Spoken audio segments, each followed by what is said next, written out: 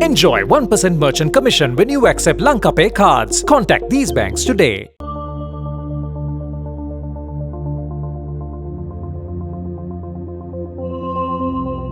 have decided to call this press conference simply because there have been various questions that have been posed by different parties as to where and what's next after this judgment. This is a historical judgment, there is no two words about it. There has been a apprehension by the general public whether the law applies equally to all and sundry, but this judgment has given the answer to that, stating or holding that the law is equal, whether you are a peasant or you are the highest in the pedestal in the society. There is no inequality. Everyone is to be treated equal. Article 12.1 has been upheld, and then it has been held by the Supreme Court that the fundamental right of equality has been violated by these 9 parties.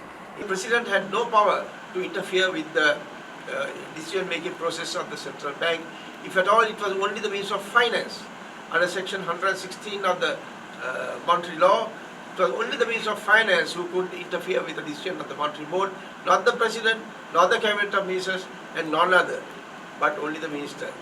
That process had never been followed. In many instances, Dr. Upul Jayasuriya has been writing letters to the monetary board and influencing them in their decisions, particularly with regard to the holding the rupee value of the dollar, which was kept artificially at 203 rupees.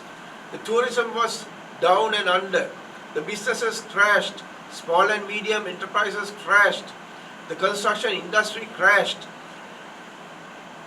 In such circumstances, the difficulties that were faced by the people of this country, the ordinary peasants, it was horrible and intolerable. So altogether 900 billion has been lost in the 2 years that came under scrutiny by the Supreme Court. So this is enormous.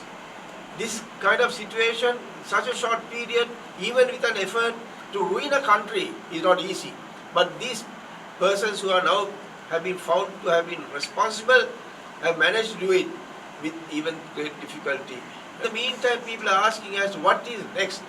There is civil liability by those who have perpetrated or taken such action or not taking the action that should have been taken by them, that ought to have been taken by them.